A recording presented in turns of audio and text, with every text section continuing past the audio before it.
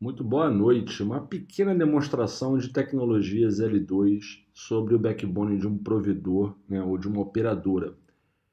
Basicamente tem tido até uma discussão recente acerca de como devemos transportar, né, o serviço do assinante, o tráfego L2 dele particularmente, seja ele corporativo ou residencial, enfim, sobre uma operadora. Você tem diversas formas de conceber isso, cada qual com vantagens e desvantagens, claro. Só que na medida em que você vai crescendo a sua base de assinantes, sua base de clientes, a quantidade de elementos de rede, você passa a ter problemas de escalabilidade, porque os protocolos L2 de resiliência L2, eles têm limitações de diâmetro, têm uma complexidade operacional mais elevada para você manter aquelas VLANs, problema com o espaço de VLAN IDs, problemas com o diâmetro da tua rede, é, parte de convergência, a imunidade contra possíveis loops na tua rede L2, dentre outras coisas. Então, o caminho natural, a transição natural de uma rede L2 nativa é para o MPLS, correto? Historicamente falando, ou seja, ao invés de você pegar a VLAN do teu cliente e entroncar ela aqui com um ou dois tags de VLAN, não faz diferença. Aí você tem que ficar criando aqueles serviços e aquelas VLANs em todos os elementos de rede que forem responsáveis por transportar aquele serviço e fazer os entroncamentos e posteriormente a proteção, né, dessa VLAN com os protocolos de resiliência. Aí você pega o G8032, RAP, APS, enfim. Né? Então isso é que todo mundo conhece. E a indústria, obviamente, tem há muitos anos tecnologias de L2 GPN sobre o MPLS, ou seja, o VPWS para circuitos ponto a ponto e o VPLS para circuitos multiponto.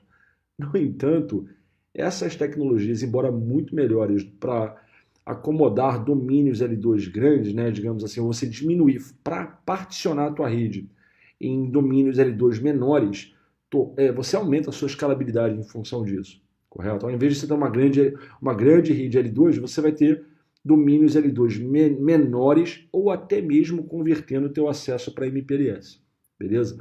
Só que essas tecnologias de L2 VPN que rodam no topo do MPLS, que consequentemente rodaria no topo de um IGP na tua rede, seja ele o SPF ou ISIS, né, mais frequentemente o SPF nesse caso. Essas tecnologias também possuem os seus próprios desafios. Escalabilidade seria o principal deles.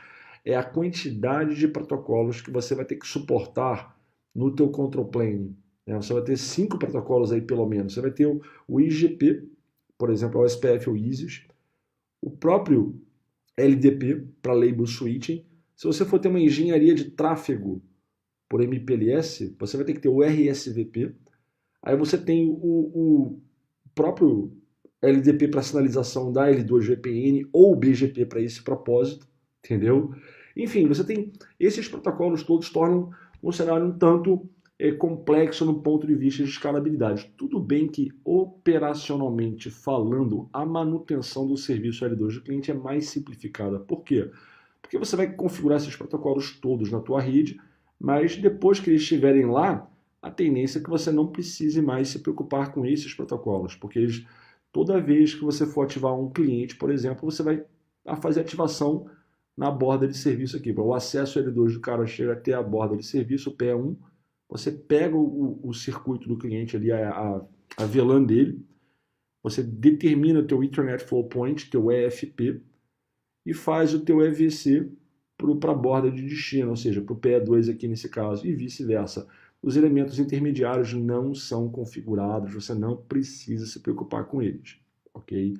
Mesmo assim, há, né, as questões dos pseudo-wires, da quantidade de PWs que você tem que ter, que normalmente fazemos o que? O aumento, né, o projeto de melhoria da escalabilidade disso para redes realmente muito grandes, fazendo um MPLS unificado, ou seja, criando múltiplos domínios IGP e interconectando esses domínios IGP na tua rede usando o próprio BGP.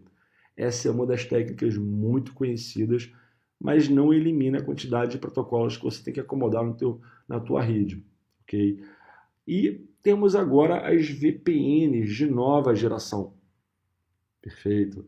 Qual que é a vantagem dessas VPNs? Você não ter que depender de um protocolo por exemplo, de estabelecimento de um PW. O protocolo você vai diminuir substancialmente. Tá? Então, se você estiver usando, por exemplo, Segment Routing, você pode eliminar o LDP, você pode eliminar o RSVP, porque a engenharia de tráfego é feita nativamente pelo próprio SPF ou pelo Wizard nesse caso. Tá? E você vai ter o BGP para trocar o serviço de L2VPN entre os equipamentos da borda de serviço. Ou seja, de 5 protocolos, tu cai para 2 ou, no máximo, 3 protocolos, simplificando substancialmente. Então, essas tecnologias de L2VPN elas têm evoluído com o tempo para sempre atender às necessidades operacionais e de escalabilidade das redes. Né? Tudo começou lá atrás com a internet tradicional, ou seja, o 802.1Q, o tag de VLAN, o Kill-in-Kill, várias redes comutadas transparentemente, compartilhando uma única infraestrutura física, digamos assim. E tem desafios demais nesse tipo de arquitetura, a coisa evoluiu para o MPLS e hoje mantivemos o label switching, mas simplificamos o plano de controle dos equipamentos da tua rede. Então eu vou fazer uma demonstração muito simples, que eu acabei de configurar aqui, só para mostrar esse serviço funcionando. Então, a demonstração consistirá dos seguintes aqui. Eu tenho esse cliente espalhado em 2 sites, site 1 e site 2. São 2 computadores na mesma subrede IP e, consequentemente, na mesma VLAN. Okay? A proposta é eu receber o tráfego da VLAN via o equipamento de acesso. Vai ser um tag de VLAN aqui. Eu vou receber esse tag de VLAN numa porta física da minha borda de serviços, do PE1. Eu vou fazer um match naquela VLAN através da criação de uma instância de serviço Ethernet, um Ethernet Flow Point. Eu vou pegar esse tag de VLAN, vou classificar aquele serviço, vou posicioná-lo naquela instância de serviço Ethernet, vou manipular o tag da VLAN e, em seguida, eu vou transportar isso para uma L2 VPN, tá? Ponto a ponto entre os 2 PEs, diretamente. No entanto, aquela VPN, a descoberta do vizinho e todo o plano de controle, inclusive para as VPNs gerais que eu vier estabelecer, incluindo a troca de endereços MAC, etc., isso tudo será estabelecido sobre uma nova família de endereços que é suportada agora pelo BGP. Tá? Então, o BGP tem lá o L2VPN EVPN definido nele, onde o PE1 ele é neighbor e BGP desse router reflector, juntamente o PE2 também ele é um neighbor e BGP desse router reflector aqui, e para esse AS todo eu tenho essa família de endereços EVPN habilitada. Okay? Então, é uma breve, rápida demonstração disso aí. Então, a primeira coisa que eu vou mostrar aqui é essa L2VPN app. Ou seja, eu tenho lá um serviço chamado EVPN, é um nome qualquer, se não faz a menor diferença, enfim, o status da app do segmento local, ou seja, o L2 que fala com o switch de acesso, né? Tá aqui o attachment circuit dele naquela VLAN, o status da app. E o segmento 2 é via o EVPN, ou seja, eu descobri o neighbor automaticamente, eu estabeleci um serviço direto com aquele vizinho BGP através dessa nova família de endereço que é o EVPN, o status da app também.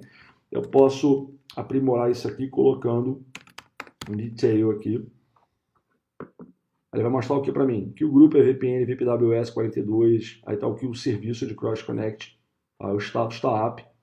Status da app no attachment circuit local, ou seja, aquela interface L2 com o CPE do cliente naquela VLAN, perfeito? Essa é a VLAN que eu criei, 3963. E o neighbor é VPN aqui, aquele tá app, né? Via o PWID EVI42, tá? O attachment circuit ID 48, o status da app, estabelecido a troca de labels entre eles pelo BGP, então o label local aqui e o label remoto, perfeito? Tudo bonitinho, tudo funcionando como deveria funcionar na perspectiva do L2VPN em si. O BGP, por outro lado, eu vou aqui, show BGP. Aí tem uma família de endereços aqui, que é L2VPN, EVPN, Summary. Né? O que ele vai mostrar para mim aqui? Que o Router Reflector, que é o P1, né? Tem esse IP, está no meu AS, é um neighbor IBGP, e eu já tenho lá 3 prefixos recebidos por esse vizinho. Eu posso melhorar esse entendimento aqui, usando o comando neighbor aqui também. Tá? Então, o neighbor, que é o router P1, está no mesmo AS que eu, ele é um neighbor IBGP, tá? O router ID dele, ó, estabelecido. Aí, vamos pular aí para o assunto mais diretamente, o chamado Neighbor Capabilities, sabia aqui, ó, Neighbor Capabilities. Eu tenho aqui, ó, Address Family, L2VPN, VPN, anunciado e recebido. E eu tenho as seções correspondentes às famílias de endereços que foram habilitadas para essa vizinhança, ou seja, o IPv4 Unicast, que é irrelevante, não faz a menor diferença porque eu estou fazendo aqui. Eu deixei por causa de uma outra atividade que eu estou produzindo aqui. E mais importante, para famílias de endereço L2VPN é VPN. Feito. As capacidades trocadas entre esses vizinhos. E eu posso, inclusive, essa é uma topologia, na verdade, que eu estou demonstrando, ela faz parte de uma área muito maior, com muito mais equipamentos que eu estou mostrando aqui. Você pode até ver pelo ISIS, né? Meus vizinhos de ISIS aqui, aqui é uma penca de equipamentos plugados aqui. Meu database de ISIS. Os caminhos de menor custo que o ISIS detectou e, consequentemente, a minha tabela de roteamento com as rotas ISIS publicadas lá. Enfim, e o BGP. Vamos dar uma olhada na tabela BGP dessa família de endereços. Olha que bacana. Então tá lá, os Route Distinguishers que foram derivados, os Next Hop. Isso aqui tudo que eu aprendi via aquele Route Reflector que foi habilitado para essa família de endereços. Então, nesse exato momento, se eu fizer um ping do computador, né, 11.11.11.11 para o 11.11.11.12, vai pingar. Claro que no meio da minha rede eu tenho que ter uma tecnologia de label switch. Eu posso fazer pelo MPLS LDP ou pelo Segment Routing. Vamos fazer primeiro aqui pelo LDP para demonstrar. Então, as interfaces de backbone, uma só nesse caso aqui que eu habilitei, a outra está desligada, está ativada para o LDP. Tá? Eu tenho, obviamente, né, o meu LDP Discovery está estabelecido aqui. Então, a interface de Gigabit 00 ela transmite e recebe. Né? Ou seja, ela tem uma comunicação bidirecional com o seu vizinho ali direto. E meus bindings, minha lib, né? Aqui dentro. Perfeito. Os prefixos aqui. E por último, minha lfib. Tá? Bacana. Isso não é meu dataplane. Pois bem, então nesse exato momento, se eu pingar daquela VM para outra, vai funcionar. Vamos ver aqui. Tá. O meu IP aqui, eu estou na máquina 11.11.11.11, eu vou ter que pingar a 11.11.12. Aí, pinga. Então, bora da história. A grande sacada dessa tecnologia, novamente, é eu ter mais facilidade de fazer a configuração dos serviços de L2VPN, uma simplicidade operacional muito aprimorada, minimizando o overhead no control plane, são menos protocolos para trabalhar, sacou? O troubleshoot é mais simplificado também, ele é mais efetivo, né? A gente pode até ver no PE1 aqui, por exemplo, show VPN Ethernet Segments comum aqui, primeiro, tá lá. Ou seja, eu tenho a minha interface local L2 e quem é o meu Next Hop? Esse aqui é o cara lá da outra ponta. Né? Inclusive, posso dar um detail aqui para a gente dar uma olhada. Aí. Para mim, o que é importante para mim? Tudo aqui para mim é importante, mas basicamente eu tenho um folder e um elected. E aqui, principalmente, o ES para o BGP Gate está ready. Esse é o status que a gente tem que ver. E o ES para o L2FIB Gates também está em ready. Tá? Aí tem a minha porta principal para aquele serviço. É a Gigabit 00017. Isso aqui é meu MAC address, enfim. Tá aí o meu L2VPN funcionando, tá, perfeitamente. Então isso aí. É uma pequena demonstração de como isso funciona, tá ok?